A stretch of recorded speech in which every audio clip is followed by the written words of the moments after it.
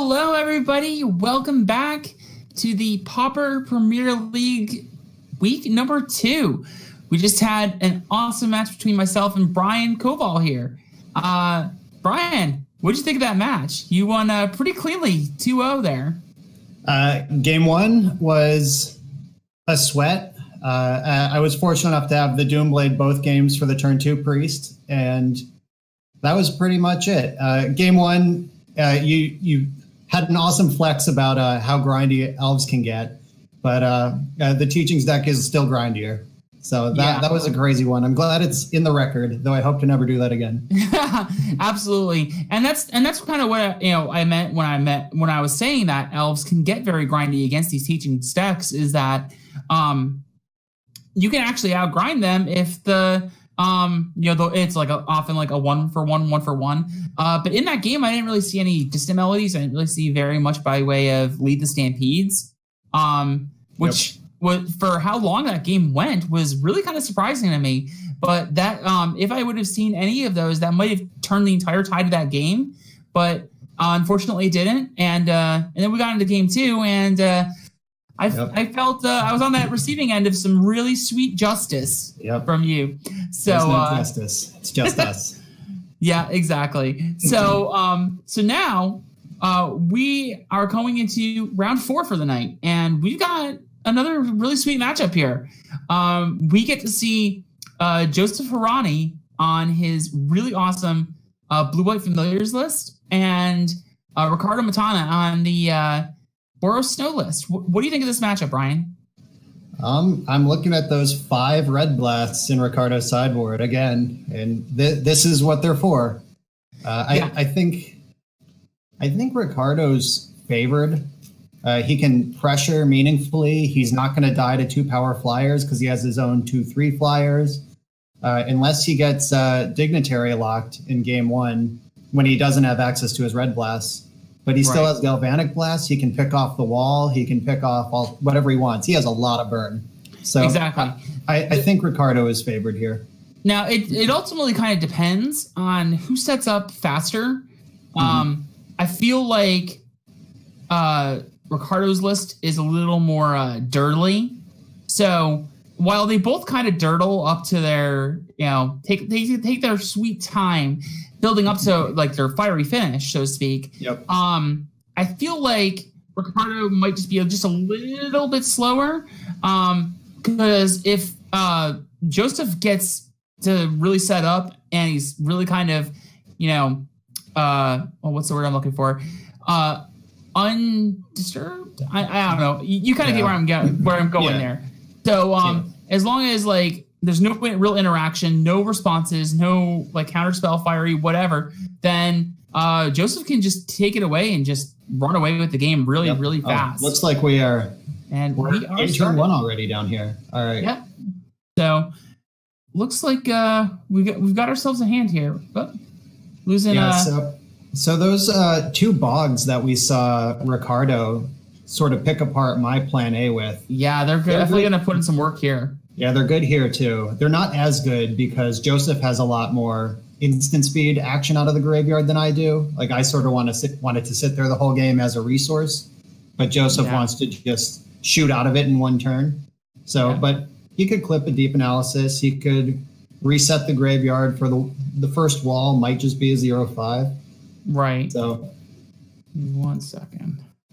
And like we were getting to when we were talking about the matchup, Ricardo has 32 points of burn in his deck. So if Joseph doesn't set up with the Godfarer's Faithful, he could just die, just straight to the dome from 16. It's not unreasonable.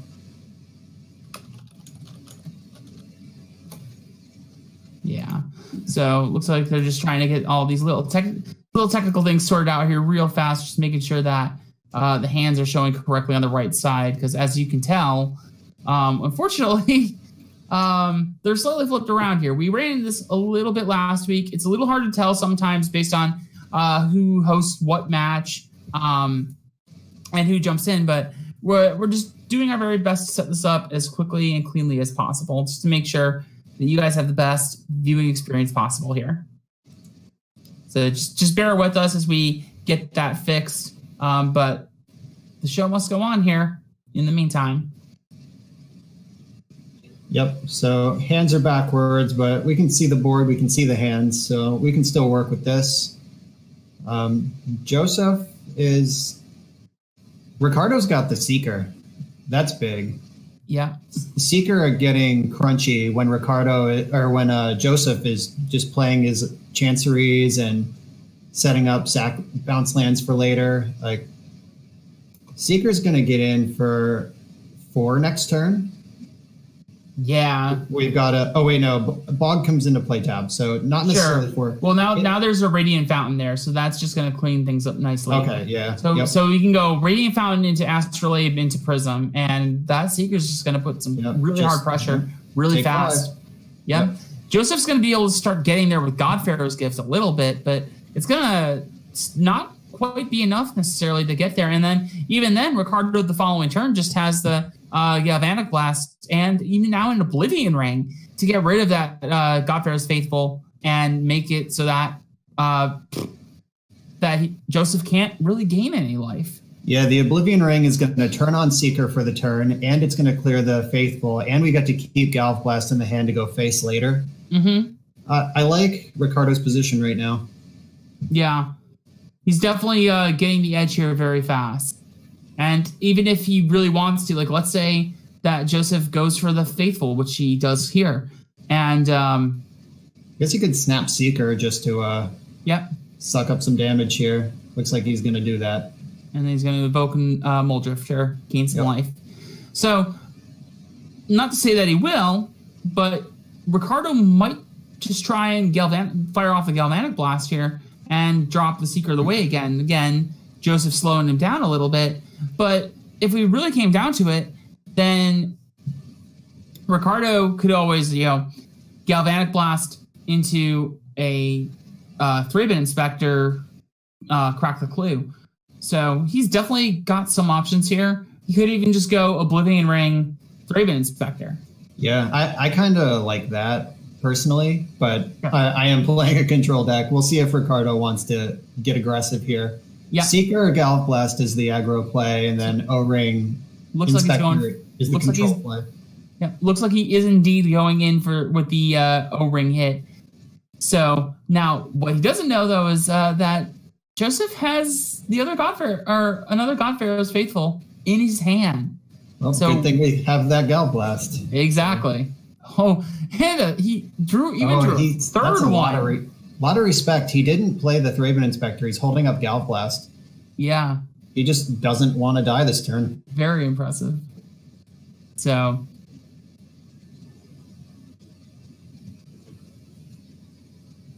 That's rough. Doesn't really have much to do otherwise.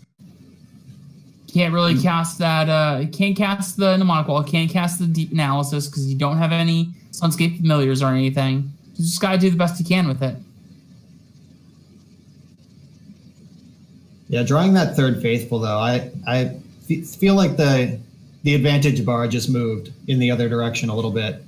Absolutely, and Ricardo just found a Journey to Nowhere here. So he's probably if he plays this right, he's probably going to cycle away the Ash Barrens, try and get out probably, if I had to guess, probably a mountain, find a red source, and Journey to Nowhere the Godpharaoh's Faithful. Yeah, he can clear the way here. Yeah. I just want to clarify for those watching at home here. We have been having a little bit of technical difficulties in this first week or two. This week has thankfully been considerably smoother. However, our lovely producer, Rich, is only working with 2 monitors currently. We're going to be upping that count to 3 monitors next week, and that should make things much, much smoother. You won't have this little, Magic Online kind of on top of Magic Online obscuring the screen a little bit. This is a bit of our growing pains just as we're starting this for the very first time ever. So we appreciate you very much in sticking with us through this. All right, it looks like we got the Seeker of the Way coming down, and just letting that Godpharaoh's Faithful stick around. Yeah, it'll do more damage to get Seeker into play. Like, he would have to gain 4 life this turn for this to be a damage negative. Right, because then there'll just be a journey coming down this next turn, and there could be some other spells coming after that, too. Right. The only thing this opens him up to is if Ricardo, or if Joseph drew a flicker. Like, he could flicker as faithful in response to the trigger. Right, but unfortunately he can't, so... Yeah, he's tapped out. The shields are down. And there's a lightning bolt as well. Yeah, Ricardo's been so patient on this Bajuka Bog, and it's about to get there. Yeah, it's about to put in some serious it's work. going to clean up a deep analysis and just wreck that graveyard for the first wall that appears. Yep. There it is. Bajuka Bog coming in hot. Yeah, I've been really impressed with Ricardo's use of Bajuka Bog in our match in this one, the 2 times I've seen him play. Absolutely. There was so much play with the Bajuka Bog the last time. We, myself and Joseph kept commenting on that. It was unfortunate the fact that Ricardo was actually flooding out considerably during those matches. Wow, Joseph found God Pharaoh's Faithful number 4. Sheesh. And he's got the flicker now. So now what we're gonna see is Ricardo gonna be patient and hold the bolt, or is he gonna try and get in there? Now he's gonna probably try and go for that bolt. While the shields are down, you can't bolt the. Yeah, it's a 0/4. That's right. Sometimes I forget that thing has 4 toughness. I always kind of want to say it has 3. So. I would prefer that card if it had 3. I know. I've a lot of time. I like myself a lightning bolt. Exactly. So at this point, though, we do kind of have that loop going on. You can see Joseph is getting a little antsy moving around those cards. So he's real excited. He's really jonesing, and he's hyped as heck to go off with this. Yeah, his battle cruiser is about to be operational. He's got the fun of Stonehorn Dignitary. And the flicker and the wall. Everything he needs to lock this game up is in hand. Yep. So what we probably will see is we'll probably end up seeing the Stonehorn Dignitary coming down next turn, if I had to take a guess. And then Joseph will just hold up the Ghostly Flicker to try and just protect, just to make sure. Right. And then once he flickers away, the flicker will go to the graveyard. But then the following turn, then he can just cast the Mnemonic Wall and return the Ghostly Flicker to his hand. Yep. Unless Ricardo picks up this, I guess picking up the Bog doesn't matter because Flicker is an instant. But yeah. I feel like Ricardo's going to keep drawing cards. He wants Astrolabe. I don't think you Bog here. Nah. You want burn spells in this spot. You want all the value you can hope to find. Exactly. Like if he finds Galvanic Blast off this draw, he's still very much alive. Yeah. Unfortunately, that is not a Galvanic Blast. It is a second bolt, though. Double bolt does a good Galvanic Blast impression. It certainly does. Is about to go, unless Joseph wants to throw the Cloudkin under the bus here, this Seeker is about to crunch. All right. Ricardo doesn't want to give him that choice. Just get in there with Seeker. Yeah. So in for 6 damage. Joseph's at 8. And now we're going to very, very quickly see that Stonehorn Dignitary get windmill slammed right onto the board. Yep, there it is. So now Ricardo, in very quick succession, has to pretty much draw 2 bolts. Yeah, he needs 2 burn spells right now. Joseph can gain 1 life this turn. And we've got a prism. Let's start spinning those wheels. There's the Glint Hawk. Yep. Circus music. That's the jam. Yeah, so if Ricardo finds any Galblast or Bolt here, he can kill the Stonehorn Dignitary in response to the next flicker. Yeah. Firebolt doesn't do it because it's a sorcery. Right. And it's just another Seeker.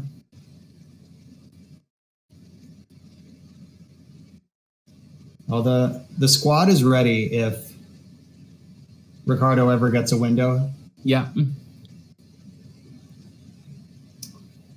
It's going to be very tight action happening here at this point. Yeah. I think you just flicker end step and then jam your wall and get your flicker back. Yeah. Because don't forget too, for those playing at home who might not be so aware, Stonehorn Dignitary actually, and I found that really interesting that Joseph did not flicker the Stonehorn Dignitary, even though didn't he? No, he flickered the island from what I saw. Oh, he didn't flicker the faithful. He hit Dignitary and Island. Okay. It looked from the way I saw that on my screen with the arrows, it looked like the god right on time. Faithful. Galvanic Blast just appeared. Yeah. So, and there's the flicker. Yep, Joseph got greedy, and it's not going to pay off quite too well for him. I don't think it's greed. He has one counterspell in his main deck. Yeah. And he has the loop. He has to go. He knows whatever this is just came off the top right now. Yeah. So. Yep. Clear that wall.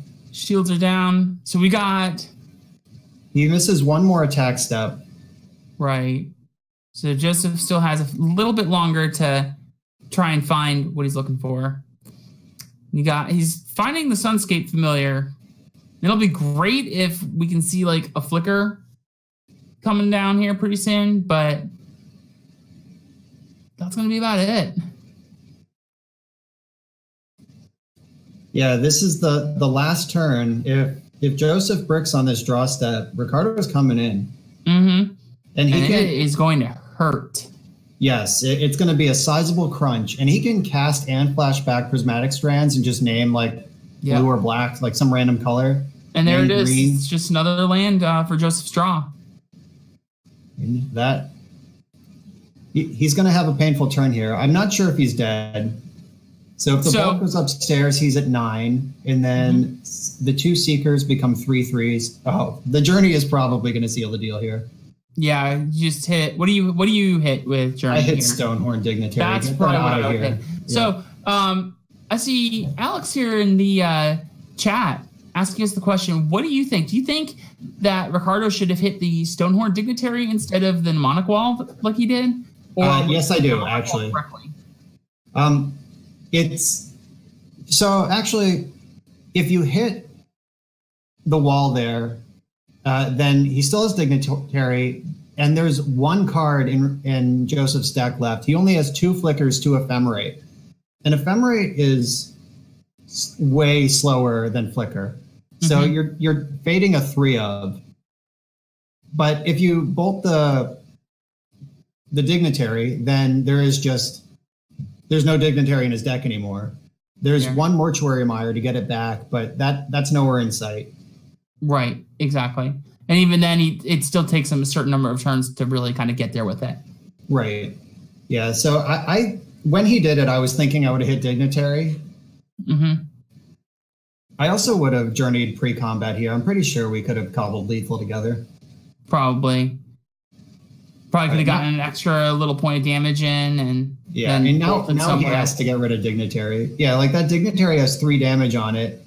His opponent, or Joseph's at 6, and there's a bolt in hand, so that could have been lethal. And blocks would have been different probably, but yeah. The other thing I probably would have done there, and obviously Ricardo ended up winning that, as we pretty much expected at that point. What I probably would have done as well is we also had that little window there where I think Ricardo probably could have just bolted the face, and there was a Seeker on the Stonehorn, and it would have killed the Stonehorn that way. Or if you really wanted to kill a creature, then then he could also kill the Sunscape Familiar. But so I think pretty much that.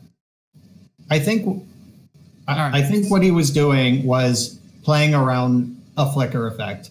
So if he lets combat damage get onto the Stonehorn, then post-combat goes for Journey. If he flickers, then he can bolt to finish it off. And as long as he has bolt at the end of when the dust settles, he can't brick there. So he played really conservatively. We have the benefit of perfect information, so we know he had lethal, but he just didn't want to die when he didn't have to. So he played that really well. Exactly. And the chat pointed out by killing wall, that also gets rid of flicker. Right. So just want to let everybody know here as well, we are once again resetting this clock. We just want to make sure that everybody has plenty of time to get their matches in, and we all have a good time here. So we're setting back up here real fast, and we'll be back to this gameplay very, very quickly for you. So what are you expecting here in post-board matchup? All right, so I'm expecting 5 red blasts. I know I keep saying that. Every time I'm in the booth, I talk about the 5 red blasts, but I'm so excited that A, that's a thing we can do now, and B, he's chosen to do it. Exactly. So, and I was even commenting on that myself when me and Joseph were discussing it. It was like, wow.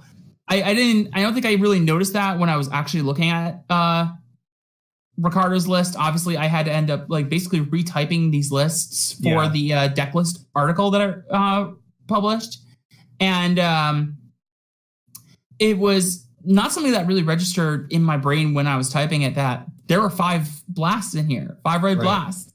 And seeing him bring those in against you was like, whoa, there's 5 blasts there.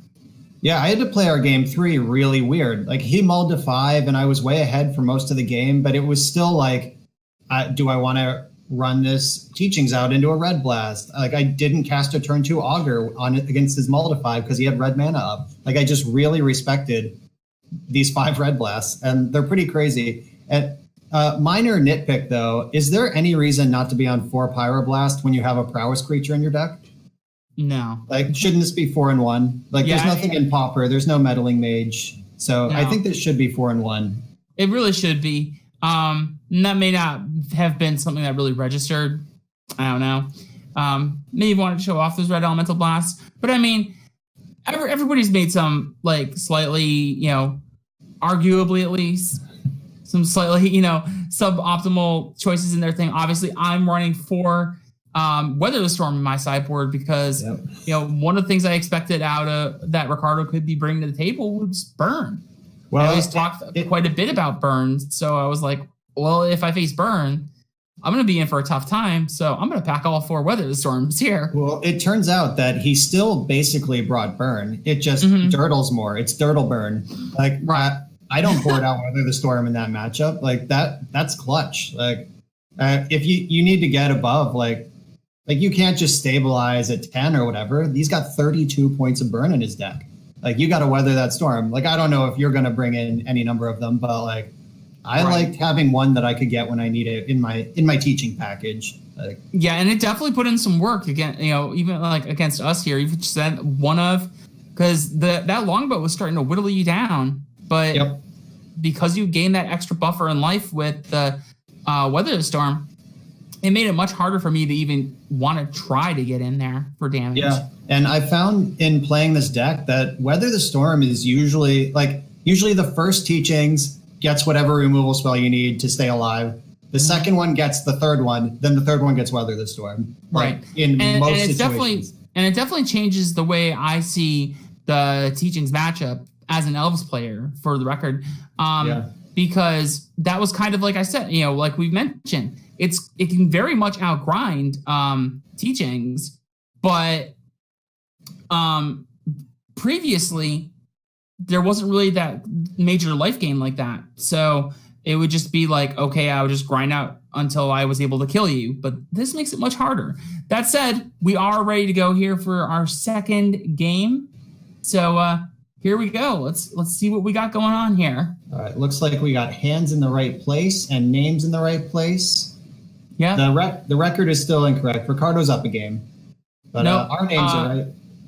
Actually, everything's flipped back again, unfortunately. Take a look at the board and the screen. Oh, whoops. Yeah, I think we tried to flip this back, and the hosting. Yeah, Ricardo has his own hand, but for some reason. Oh well. So, Here's that Seeker. I think that's the best card in this matchup. Yeah, 100%. And Joseph kept a really not that great hand here against the Boros player. Does have the Aven Rift Watcher, which is a good play here. And then he can always play Rift Watcher, then cast Snap, bring it back to his hand, and then replay it again for extra life gain. But it's not that going to be that hard here for Ricardo to just do exactly what he's doing and go, Journey to Nowhere, that's gone. It's out of here. Yep. Taking a journey, that life gain's gone. Now Ricardo gains 3 life. Notably, Joseph has Ephemerate in hand, which dodges all 5 of those red blasts. Yeah. So though Ephemerate is a less busted card than Ghostly Flicker, it does dodge one of the most potent sideboard cards against the deck. So that's kind of clever deck building. You give a little, you get a little. Right. So interesting. What we get here. Ooh, this Palace Sentinels. That card's going to draw a lot of cards. Yeah. Guess we got to respect this fairy that's coming down, though. If Joseph chooses to, I bet he's going to block Ephemerate here. 100%. I don't see any reason why that wouldn't be the line. Actually, maybe that's just super greedy. So if he does that, he loses his Ephemerate to any of the 8 Lightning Bolt effects or the 5 Red Blasts if we just kill Cloud Conceer. So maybe he just has to take this or just offer a straight-up trade with no Ephemerate or a chump. Right. And we know that Ricardo doesn't have any of those things, but... Right. I don't think... Yeah, so what's probably going to end up happening is I wouldn't be surprised if... What's going on? Because I'm going to say we might see the Astrolabe come down. Yeah, that looks like what's going to happen here. Yeah, I think this hand is going to look a lot different before the turn ends. Oh, 100, absolutely. And then Ricardo's probably... Yep, there's the Glint Hawk. It's really interesting, too, because now that allows him to play Glint Hawk as opposed to Core Skyfisher. But question, would you play Core Skyfisher instead of Glint Hawk? Because then you're not trading. I would play Glint Hawk just to bluff that I have any of my million 1-mana red cards here. Right. Because just letting Joseph Ephemerate this thing is a huge mistake. Right. Yeah, you have to pretend you have something even when you don't, especially when, he's what, like 13 cards into his deck? Mathematically, he should have one by now. Mm-hmm. I'm sure the chat's going to go nuts anytime anyone talks about math. Oh, Joseph is fearless, though.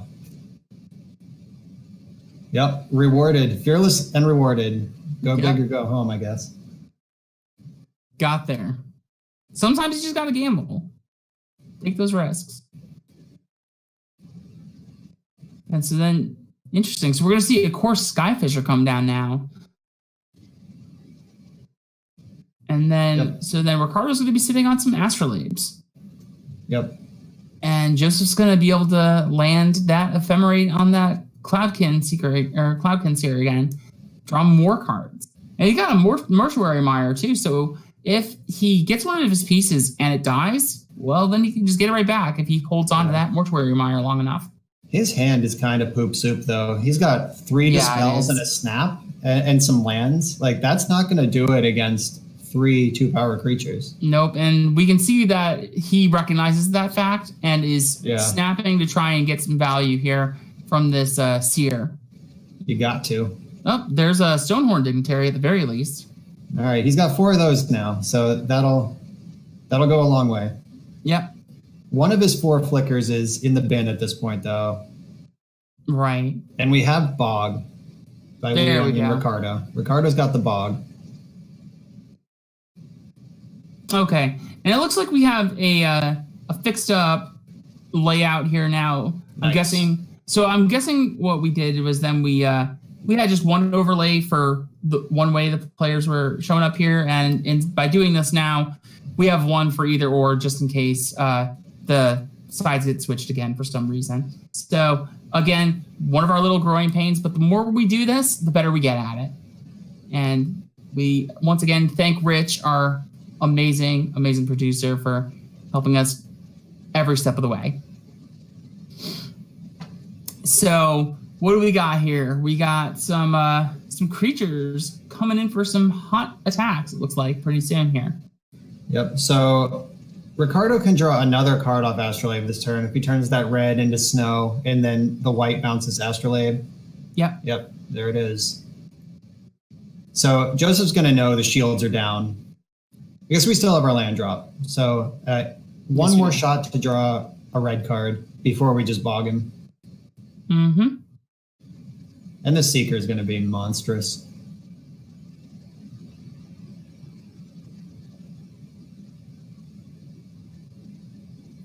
I think what I would have done this turn is just get one Astrolabe, make Seeker a 3/3, serve with everything, and if he blocks to save damage, which I suspect he would, then you can just become the Monarch. Yeah. And I would just turtle up behind my cards. And there's a Pyroblast there. It's not really going to do enough here, but we have the option. Yeah, that's pretty sweet. Obviously, Ricardo doesn't know that all possible dispels, 3 in the list, 3 in the hand, are present. Yep.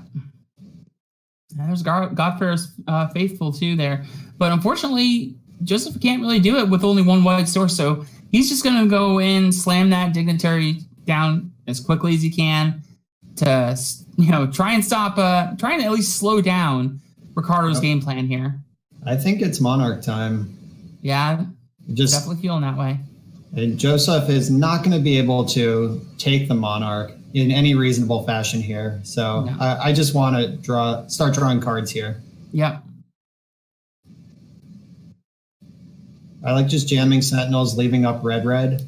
And you already have one Pyroblast. You have your draw step or the Monarch trigger to hit another. Right. It's totally reasonable for Ricardo to drop an Astrolabe, but you might as well play that bluff game and also hope that you actually draw another red spell. Right. So it's either mountain or bog here. Looks like obviously because those are the lands that he has. So bog clears out that Ephemerate. All right. I like bog. Yep. He's playing to the thing that he knows he can do rather than the thing that he might rip. So he did rip a red card. Yep. So we're definitely looking at some strong plays here. So we got the Godfarer's Faithful down. There's going to be a preordain, and we're going to start seeing some action. Yep. What are we going to see? Joseph's going to show us what we got.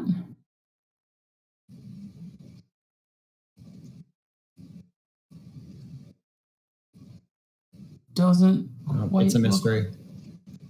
Yeah, before he had it alongside his hand, and we could see there was like a deep analysis and something else. That was like in game 1. There's a snap. Okay, we got and a snap. Something else, and I don't know. So snap gains 2 life and gets him a card deeper into the deck at this point. So the snap definitely went on the top and into his hand. We don't know what the other card was, if it went on top or bottom. Right. And we played the Mortuary Mire here. Just colorless mana is active.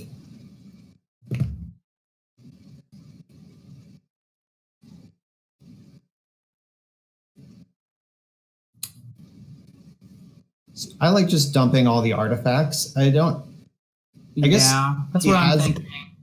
He has Galv Blast and Pyroblast, so he might think that he could reasonably clear the Stonehorn. Though he also, the Stonehorn, there isn't a flicker over there. There's Trips, Dispel, and Snap, so this thing is not dying. We know that, but... Yeah, but Ricardo knows that. Yeah, but if he picks this fight, Joseph's going to be pretty close to Hellbent at the end of it. Yeah, for sure.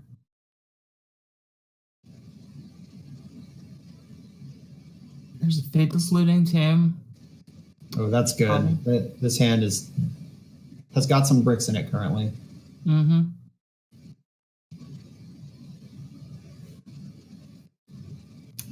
So, now, would you try and play the Seeker at some point here, the extra Seeker? Well, now there's another Seeker just popped up. So what would you do here?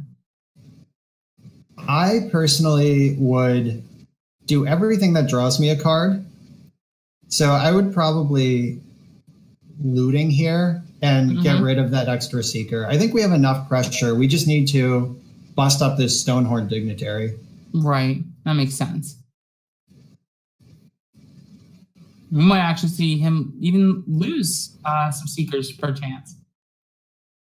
You got the Glinthawk there, so if Ricardo really wants to at some point here, he can even go Glinthawk, pick up an Astrolabe, and go to town. Yeah, I'm discarding Ash Barrens and Seeker here. Yeah. But he actually just lost the Ash Barrens and the Mountain. So no land drop for Ricardo this turn. Oh, I lost track of the turn cycle here. I did not realize that Stonehorn wasn't active right now. Yeah. This is an impressive attack that leaves him open to losing the Monarch. Yeah. I mean, he doesn't know about a triple Dispel. He probably thinks he's super safe with these 3 red cards. But yeah. Yeah, I guess he could just bash it back. Yes, he's going to probably try and Galv Blast back, and he's gonna try and go for the Pyroblast, but fortunately, it's not really going to work out for him. Yeah, he's going to get Stonehorn Dignitary next turn and lose the Monarch. Yep. Yeah, I would have been a lot more patient. I would have left back my flying creatures just in case. Sure, but I'm just turning Seeker sideways in that spot. Right. Just as well, at that point, you also didn't really know what was going on, and with like that much just straight blue mana, I don't know that from me sitting in Ricardo's spot, I don't think I would have necessarily expected what Joseph has in play here. Yeah, I mean, he hasn't really done anything this game, and he's been holding up blue for a while. So he's probably expects 1 Dispel, but he's not ready for all 3. Right. And then Joseph is still holding up 1 more in his hand as well. Yeah. So Ricardo's going to get 1 more Monarch hit here, but that's really not going to be it. However, Joseph is going to take the Monarch here, and he's also going to get 1 Stonehorn Dignitary, but if Joseph doesn't really find anything this next turn, he's going to be in for a real world of hurt. Yeah, the Monarch is just 1 extra card a turn when Ricardo's deck draws 2 to 4 cards a turn. Mm-hmm. So, I mean, he could also just draw another Palace Sentinels and take it back the easy way. Right. There is a deep analysis that just got drawn by, see, there you go. There's the Palace Sentinels. Speak of the devil. Yeah. So we can just go Palace Sentinels here. And what would you do? I would probably feel like I'm jamming Palace Sentinels. 100%. Palace Sentinels. Would you go in on playing the Seeker, or would you go on playing Glinthawk, pick up Astrolabe, play Astrolabe again? I would start with Glinthawk. I always sequence my turns so I have all the information before I commit to anything else. Mm-hmm. So if he's going to play Glinthawk this turn, he should lead with it. Right. Because then he'll have all the information he's going to have. Like, I would hate to tap out 4 mana and then commit to a thing and then draw something better. Though I don't know what you're going to draw better than Palace Sentinels. That's what he would have been digging for. Right. Yeah, this looks like a good window to get another Seeker in play, and then he's basically all in. His hand has nothing relevant right now. Yeah, he's going to take this.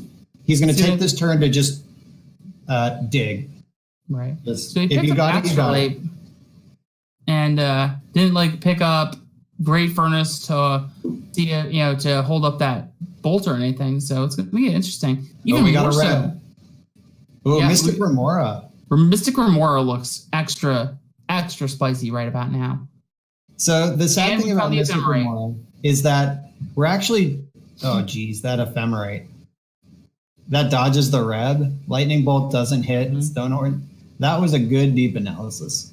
Oh, sure. Certainly was. Yeah. And that Mystic Remora now, because Ricardo didn't hold up any red mana or anything, he's going to have to waste some mana. Or, Joseph is going to draw a card just so that Ricardo can get it off the board. Yeah, let's see if he wants to reb it or if he just wants to play out his creatures and try to play through it. Right. And we've seen 2 bolts so far, so we are getting there slowly but surely. Yeah, so 2 dispels are in the graveyard already. Ricardo knows that Joseph only has 3, and he can bolt with red backup. Mm-hmm. Like I think you just jam here. Like, let him draw cards. He has 1 negate in the 75 to worry about, and the 2 ghostly flickers that haven't appeared yet. Right, and there is a Sunscape Familiar, but once again, that still isn't really doing a whole lot right this second. Right. There's the deep analysis in the graveyard. It'll make that cheaper. Yes. And the faithful just as well. Can Joseph really afford the 1 life? Or the life there. I know he's going to gain some life back with the God Pharaoh's gift, but if he pays the 3 life and Ricardo just happens to have the bolt, then that would be it. Thankfully, he doesn't, but... Yeah, you can't play around that, though. Not in this spot. Mm-hmm. Like, if you get a chance to draw 2 cards, pay 1 life to draw 2 cards, you do it. Exactly. All right, we got another Sunscape Familiar.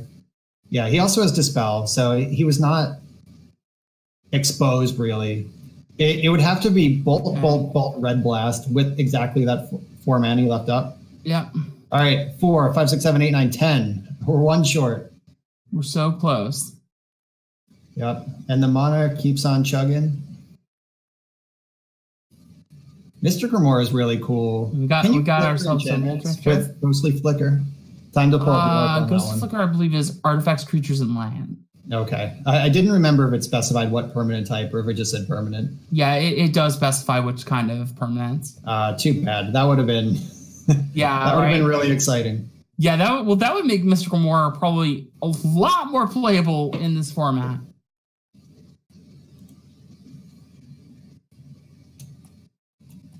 So this is really interesting. Ricardo's debating whether or not to red elemental blast this, it looks like. Between the, going for the dispel, the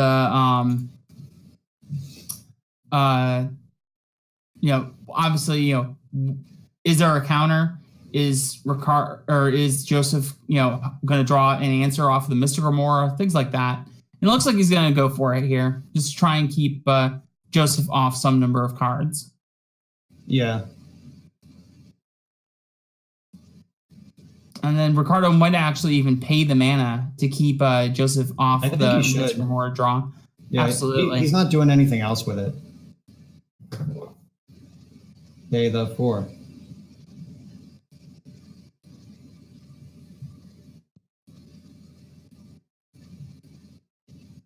So to do all of this, Joseph basically has to tap out. So it could just end up that he has the double red still up with the Astrolabes, and he can Galv Blast the Stonehorn if he has to. Right. Joseph is basically. Oh, Joseph. Yeah. Sorry. Yep. So because of that, Joseph really has to hit perfect, and he did not do that here. Yeah, it was ephemer. Well, is he out of ephemerates? One got exiled, and one's in the bin. Yeah, so Ricardo might just try and go for it.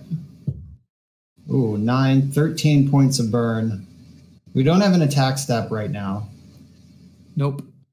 I kind of like Galvanic Blasting this Stonehorn Dignitary right now. Yeah. Absolutely probably the best play here, because then next turn, Joseph's just going to go off if Ricardo doesn't answer this. Right, Wall can get back Ephemerate. And he gets to Oracle before he has to do anything else. So he's going to have 3 looks at a Ghostly Flicker before he has to commit to anything else. Mm-hmm.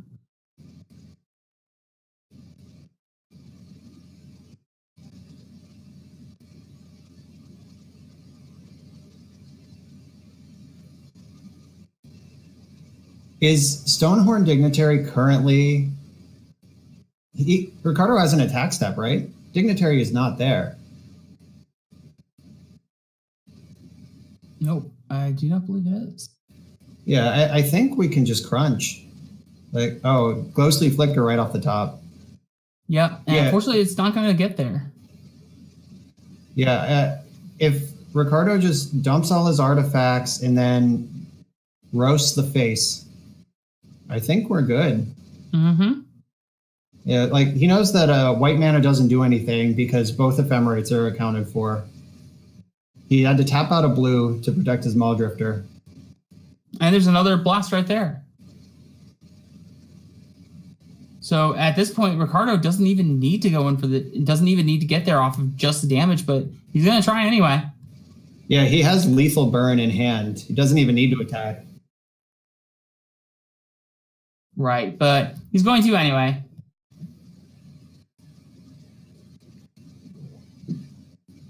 Four, 8, 12, 13, 14, 15, 16 coming in. Mm-hmm.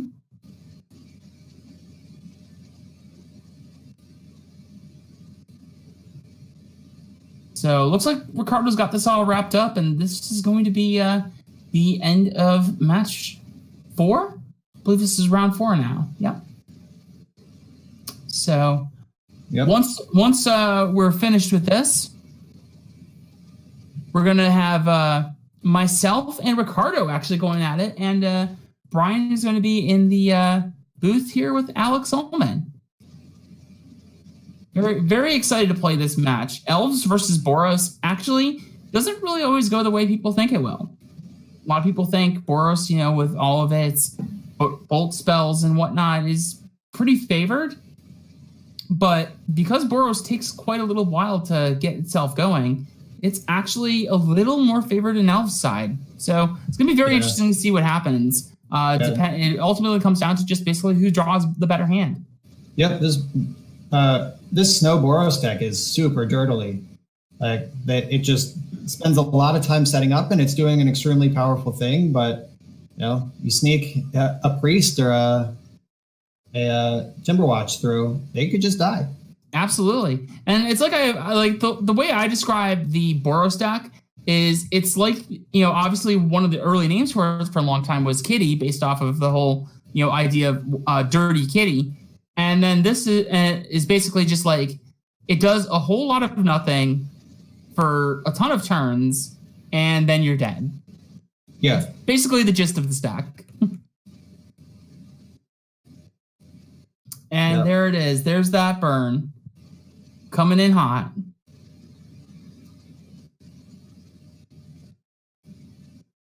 We have the Azorius fam getting run over again. This was a more interesting game, but I think Joseph and myself are going to have one of the dirtiest matches of the night. And there it is. So, that is going to be a very exciting match, and I personally can't wait for it. But there it is. Ricardo takes the match 2-0 against FAMs. And very good games, though. Those are a lot of back and forth, a lot of play. Unfortunately, Joseph didn't quite have the right setups with his lands and his field in that second game, which really definitely kind of hurt him a little bit there. What do you think about all of that, Brian? Both of Joseph's draws were kind of clunky, but he's trying to assemble a contraption, and he didn't get there against the efficient card draw, the efficient pressure of Boros. That's the kind of deck I would want to be against a clunker combo deck like Azorius. I would rather be Boros than Mystical Teachings, I'll tell you that. Exactly. So awesome. So at this point, we're going to take a quick commercial break. And then, like I said, we're going to come right back. It's going to be myself versus Ricardo. And then it's going to be Brian here in the booth with Alex Ullman. We'll be right back with more action, Pauper Premiere League. Stay tuned. Hang tight.